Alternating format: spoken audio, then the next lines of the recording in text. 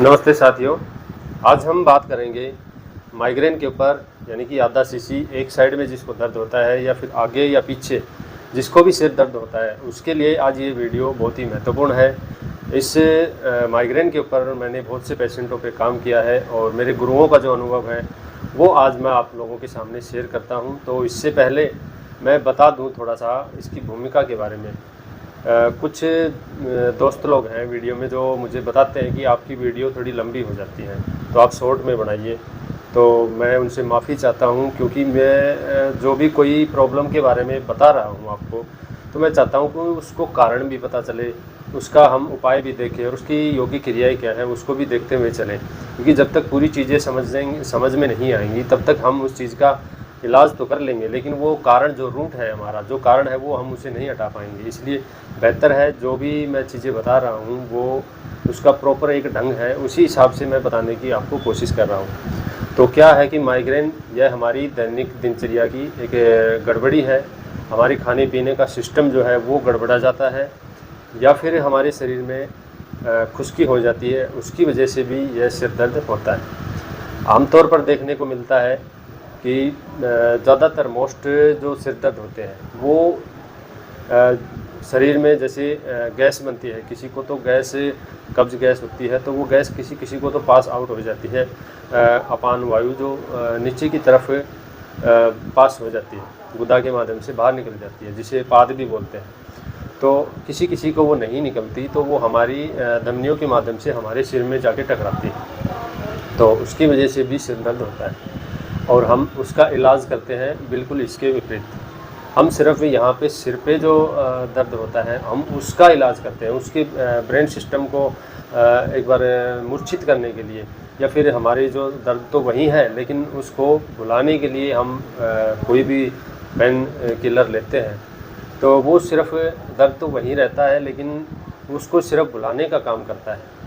तो आपकी प्रॉब्लम वही है, बस कुछ देर के लिए आप उससे छुटकारा पा लेते हैं, लेकिन बार बार शुरुआत में यह दर्द एक दिन छोड़े या फिर हफ्ते में एक बार आता है या फिर 15 दिन में, लेकिन फिर धीरे धीरे हफ्ते में, फिर 2 दिन बाद, फिर 1 दिन, फिर रोज़ रोज़ रहने लगता है। तो लोग क्या करते हैं कि सिर दर्द की शुरुआत में गोलियों से करते हैं, उसके बाद धीरे धीरे इंजेक्शन पर आ जाते हैं, और फिर डेली एक इंजेक्शन। तो आप सोच सकते हैं कि कितना जो मटेरियल है, कितना जो जहर है वो हम अपनी बॉडी में डालते रहते हैं, और इसी जहर की वजह से हमारी किडनी डैमेज हो जाती है। फिर उस किडनी को बचाने के लिए फिर और अलग चीज़ें करनी पड़ती है, यानी कि आप एक भंवर में फंस जाते हैं। तो मेरा उनसे आग्रह है, उन लोगों से, यदि आपको सिर दर्द हो भी जाता है तो आप एक दो बार तो आप पेन किलर लेके अपना देख सकते हैं। यदि आपको बार बार आता है तो फिर आपको उसका रूट पता करना है कि मेरी क्या गड़बड़ी है, दिनचर्या में क्या गड़बड़ी है, या मुझे क्या अंदरूनी बीमारी है जिसकी वजह से हो रहा है। तो मुख्यतः तो गैस कब्ज ही होती है। कुछ एक लोग जैसे धूप में चलते हैं बिना कुछ ओढ़े हुए, जैसे बाइक पे चलते हैं, तो सामने से हवा आती है, तो वो जो हवा भी सीधी हमारे जो मस्तक पे आती है, तो वो भी ख़राब होती है। बार बार यदि आप बिना हेलमेट के चलते हैं, आप सीधे हवा का आगमन करते हैं या धूप का सीधे से आगमन करते हैं हमारे मस्तक पर, तो भी हमें सिर दर्द होता है। तो इससे भी हमें बचना चाहिए। और जैसे सिर दर्द में क्या होता है कि जैसे जैसे हम गोलियां लेते जाते हैं, इंजेक्शन लेते जाते हैं, तो हमारी नसों की जो कोटिंग है, ऊपर की जो परत है, यानी कि हमारी जो धमनियाँ हैं वो पतली होती चली जाती है, जिससे हमारा ब्रेन का जो कंट्रोल है वो नीचे के शरीर में, क्योंकि ब्रेन ही एक ऐसा सिस्टम है हमारा दिमागी, जो कि पूरे शरीर को, जैसे मैं ये हाथ चला रहा हूँ तो भी ये ब्रेन की ही ताकत है, जो मैं बोल रहा हूँ ये भी ब्रेन की ही ताकत है। ब्रेन एक मास्टरपीस है जो पूरे शरीर को चलाता है, और उसका कनेक्शन धीरे धीरे हमारे शरीर से हट जाता है, क्योंकि हमारी जो रक्त वाहिनियाँ है जो हमारे मस्तिष्क में है वो कमज़ोर पड़ती चली जाती है, और इसके बाद फिर बहुत से गंभीर परिणाम देखने को मिलते हैं। बहुत से लोगों को तो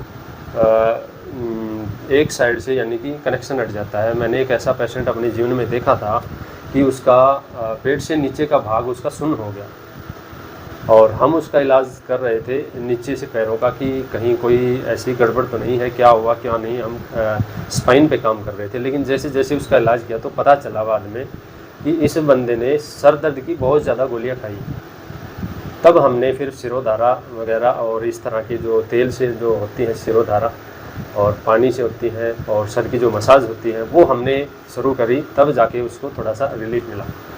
तो ये तो हो गया इसकी भूमिका कि कैसे सिर दर्द होता है। और बहुत से लोगों को जुकाम खांसी इससे भी होता है, तो उसका भी अपना एक इलाज है। तो आज मैं इस पूरे जो भी सिर दर्द जिनको होता है इसके पूरे सिस्टम का, यानी कि दिमाग में खुश्की, आपके दिमाग में खुश्की हो गई है तभी सिर दर्द है, ये आप मान के चलो। और कारण है महिलाओं का सिर दर्द कि आजकल की जो मॉडर्न महिलाएं हैं वो क्या करती हैं कि पहले अपने सर में तेल लगाती हैं, उसके बाद स्नान करती हैं। यानी कि ये बिल्कुल उल्टा हुआ। आपने तेल मालिश तो दी लेकिन बाद में उसको धो दिया। एक तो वैसे ही आप हफ्ते में 1 या 2 बार नहाते हो, और फिर आपने जो खुश्की मिटाने के लिए आपने जो नरमाहट दी थी उसको भी आपने समाप्त कर दिया। तो ये बिल्कुल भी ना करें। स्नान करने के बाद ही आप बालों में तेल लगाएं और बालों को खुश्क तो बिल्कुल भी ना करें। और जिसको थोड़ा थोड़ा सिर दर्द होता है, अगर वो रोज़ से मालिश भी करेगा नारियल तेल की या फिर बादाम रोगन तेल की, तो उसको भी लाभ मिल जाता है। तो चलिए अब बात करते हैं वो एक आयुर्वेदिक उपाय जो सिर दर्द के लिए बहुत ही ज़बरदस्त है, 100% कामयाब होने वाला फार्मूला है, जो मैंने अपने जीवन में बहुत प्रयोग किया है, मेरे गुरुओं ने भी प्रयोग किया है और उसने बहुत से लोगों को लाभ पहुंचाया है। और आप लोगों ने इसको शायद पहले किया भी होगा, लेकिन आपने गलत विधि से, गलत ढंग से किया है। आज जो मैं बताने वाला हूँ आपको बिल्कुल लाइव बताने वाला हूँ कि कैसे आपको क्या क्या चीज़ें लेनी। इसके लिए आपको लेने हैं 5 बादाम और आधा अखरोट की गिरी। ये चीज़ें आप लेकर और इसको शाम को पानी में भिगो देना है, और फिर दोनों को कांच के गिलास में ही भिगोना है। भिगो कर और फिर जब ये 7-8 घंटे भिगोए रहेंगे तो ये नरम हो जाएंगे और जो इनकी गर्मी है वो निकल जाएगी, यानी कि थोड़े से तर हो जाएंगे। तो तर होने के बाद जब आप इसको बनाओगे तो बनाते वक्त आपको चाहिए 1 कप जितना आप पीते हो, आप जो भी गिलास आप दूध पीते हो वो दूध होना चाहिए गाय का। गाय का दूध सबसे सर्वोत्तम है। अगर जो दूसरे दूध प्रयोग करोगे तो वो जाके 2-3 महीने में प्रयोग कर लाभ देंगे, लेकिन यदि आप गाय का दूध प्रयोग करते हैं तो ये आपको सिर्फ 1 महीने में ही, 1 महीने तो छोड़ो, आप 4-5 डोज लोगे तो ही आपको लाभ मिलना शुरू हो जाएगा। ये इतना ज़बरदस्त फार्मूला है। तो इसमें क्या करना है कि आपको गाय का दूध लेना है और आपको जो बादाम भिगोए थे, अखरोट भिगोया था, उन दोनों को छील कर और फिर उसमें अपनी खरल में, बहुत से लोग गलती करते हैं कि मिक्सी में पीस के पीते हैं, तो उनका कुछ भी नहीं होना। आप बेशक ये मत करना क्योंकि आपको लाभ होने वाला नहीं। और तो आप उनको कूटिए, आपको कूटते कूटते और जब वो दरदरे से हो जाए तब आपको उसमें दूध की चिमची डालनी है, 1 या 2, आपको 1-2 घूंट डालनी है और फिर आपको घोटना है। कम से कम 15-20 मिनट आपको इसको घोटना है, अच्छे से घोटना है। आप घोटते रहोगे, आप देखोगे कि इस मिक्सचर का जो रंग है वो हल्का गेहुआ हो जाएगा। आप बाहर दूध देखोगे और अंदर का जो दूध देखोगे वो दोनों अलग हो जाएंगे। आपको बिल्कुल महसूस हो जाएगा कि जो मेरी जो भी औषधि थी वो अच्छी तरह से मेल्ट हो चुकी है। अब जब आपने ये जो दूध डाला था, ये दूध आपको गर्म होना चाहिए, यानी कि ये उबला हुआ दूध होना चाहिए। ठंडा दूध कभी भी मत मिलाना क्योंकि उबला हुआ दूध चाहिएगा। और इस दूध को डाल के जब आप ये मिश्रण तैयार हो जाएगा तो ये ऐसा पीने लायक हो जाएगा। और फिर आप इसको अपनी खरल में से और अपने बर्तन में डालकर, और फिर आपको इसमें देसी खांड की 1 चम्मच मिला सकते हो, या फिर आधा चम्मच मिश्री मिला सकते हो, या फिर इसमें शहद मिला सकते हो। तो अपनी तासीर के अनुसार आप इसमें मिलाइए और इसको घोल करके, और सुबह खाली पेट, शाम को भी ऐसे ही खाली पेट, और इसको लेने के बाद 1 घंटे तक आपको कुछ भी प्रयोग नहीं करना। और यदि आप चाहते हो कि भाई सुबह तो खाली पेट हो गया, लेकिन शाम को यदि आप अवेलेबल नहीं हो पाते हो तो आप कोशिश करो कि आप भोजन कर लो 8 बजे के करीब, और उसके बाद आप जब सोने जाओ यानी कि 10 बजे या फिर 7 बजे अगर करते हो तो 2-3 घंटे का गैप होना चाहिए। और जब ये लास्ट मील आप लेते हो तो सबसे लास्ट में जब ये आप लेकर सोओगे तो उसके बाद फिर आपको कम से कम 2-3 घंटा पानी वगैरह नहीं पीना, तब ये लेकर और आपको सो जाना है। तो ये प्रयोग या तो आप खाली पेट करिए या फिर जब सोने जाओ तब सबसे अंत में। और ये कोशिश करो कि ये प्रयोग 2 बार ही करें। जिनको हल्का दर्द है तो वो 1 बार में भी काम चल जाएगा, और जो बिल्कुल परेशान है, सब जितने भी दवाइयाँ ले ली हैं, जो खूब परेशान हो लिया है, एम्स घूम आया है, बड़े बड़े हॉस्पिटल घूम आया है, तो उन सब को ये दोनों सुबह शाम आपको करने पड़ेंगे। मेरा एक ऐसा ही पेशेंट था जो कि बहुत से बड़े बड़े हॉस्पिटलों में घूम के आया था, और उसको विश्वास नहीं था कि इन चीज़ों से कि हो सकता है भाई कुछ ठीक, क्योंकि मैं तो बड़े बड़े डॉक्टरों से मिल के आया हूँ, और एक सामान्य से इंसान से कैसे ठीक होऊंगा। खैर, हमने उनको जैसे तैसे समझाया बुझाया और उनको विश्वास में लिया, और उनकी जो सबसे ज़्यादा दिक्कत थी वो कब्ज़ की और गैस की थी। जैसे ही हमने प्राकृतिक चिकित्सा के माध्यम से उसकी कब्ज़ और गैस दूर करी, तो वो स्वतः ही अपने आप उसका ऊपर से दबाव हट गया, और जो गैस ऊपर चढ़ती थी वो चढ़ना बंद हो गई, और अचानक से ऑटोमेटिक ही उसने 7-8 दिन बाद ही उसको आराम मिलना शुरू हो गया। और फिर उसने लगभग 2-2.5 महीने तक ये प्रयोग किया, और आज वो बिल्कुल स्वस्थ है और अपना योग प्राणायाम करके अपना स्वस्थ जीवन काट रहा है। और इसके अलावा मैं एक चीज़ और बता दूं, यदि आप चाय पीते हो, खुश्क चीज़ें खाते हो, ड्राई फ्रूट जो खुश्क हैं वो सीधे ही ऐसे खाते हो, या फिर कोई ऐसी भी जो खुश्की देने वाली चीज़ें खाते हो, तो ये वीडियो आपके लिए कोई फ़ायदेमंद नहीं है, क्योंकि इसके लिए आपको इनको परहेज़ करना पड़ेगा।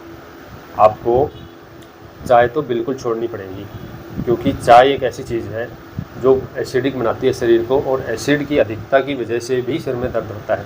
और दूसरा, चाय एक एसिडिक बनाकर शरीर को और पूरी कोशिकाओं को या तो वो कोलेस्ट्रॉल बढ़ा देती है, या फिर वो यूरिक एसिड बना देती है, यानी कि एक हड्डियों पर एक प्रकार से एसिड सा बना देती है। तो पूरे शरीर में जब हमारा एसिडिक हो जाता है तो बहुत सी दिक्कतों का सामना करना पड़ता है। ब्लड का फ्लो जो है वो कमज़ोर पड़ जाता है, जगह जगह वो रुकने लगता है, धमनियाँ बीच बीच में से रुकावट डालने लग जाती है। तो चाय सबसे बड़ी दुश्मन है सिर दर्द की। लेकिन अमूमन देखते हो लोग, आप जैसे ही सिर दर्द हुआ चाय ही पीते हैं। तो ये एक प्रकार से एक नशा है, इसको तो बिल्कुल छोड़ना पड़ेगा। आप दिन में 7-7, 8-8 बार चाय पीते हो, उसको तो पक्का सिर दर्द होगा। तो आपको चाय से बिल्कुल दूर रहना है। और हाँ, जो मैंने मिश्रण बताया है, इसमें चीनी भी आपको बिल्कुल भी नहीं डालनी। अगर आप चीनी डालोगे तो ये बिल्कुल गलत है।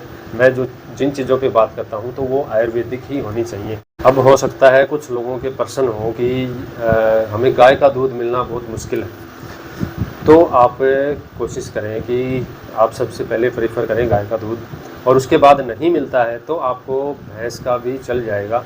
लेकिन जिनको नज़ला खांसी जुकाम है उसके लिए भैंस का दूध थोड़ा सा कफ बनाएगा, तो इसके लिए उनको थोड़ा आप चेक करना पड़ेगा 1-2 दिन। यदि आपको तकलीफ़ देता है तो फिर ये प्रयोग आपके लिए नहीं है। फिर इसका दूसरा कोई प्रयोग है वो हम नेक्स्ट वीडियो में बताएंगे। और इसके अलावा कुछ लोग हो सकता है उनका प्रश्न ये हो कि हम एक खरल कहाँ से लाएं या फिर सीधा मिक्सी में बना लें, तो ये भी बिल्कुल गलत है। आपको यदि आपको अपने आप को ठीक करना है तो आपको खरल में ही पीसना ही पड़ेगा, इसके अलावा कोई ऑप्शन नहीं है। और इसके अलावा सर में मसाज भी होती है और कुछ क्रियाएं भी होती हैं। बहुत से लोगों को चक्कर भी आते हैं, लेकिन जैसे जैसे गैस यहाँ से हटेगी अपने सर्वाइकल से, तो सर्वाइकल की एक्सरसाइज में आगे हम बताएंगे, उससे आप ठीक कर सकते हो। और जैसे जैसे ऊपर से प्रेशर हटेगा तो आपका चक्कर आने भी बंद हो जाएंगे। और इसके अलावा सर में मसाज करके भी, सर में एक्यूप्रेशर विधियों के माध्यम से सहारा लेकर और एक परफेक्ट जो मसाजर है उससे मसाज लेकर भी आप अपने सर दर्द को दूर कर सकते हैं। तो उसकी भी विधि आगे मैं बताऊंगा। और इसके अलावा आप नाक में गाय का जो नस्य होता है, गाय के घी का जो नस्य होता है, वो भी आप डालकर और दिमाग की खुश्की दूर कर सकते हैं। इससे भी आपका सर दर्द दूर होता है। बहुत से लोगों को तो सिर्फ नस्य से ही आराम हो जाता है, तो ये भी आप प्रयोग कर सकते हैं। तो माइग्रेन के विषय में नेक्स्ट वीडियो में हम आपको बताएंगे और ऐसी चीज़ें जो कुछ छूट गई है या रह गई हैं, या फिर सर मसाज पे अगली वीडियो बनाएंगे ताकि आपका प्रॉपर आपको लाभ मिले। आज के लिए इतना ही। नमस्कार, धन्यवाद।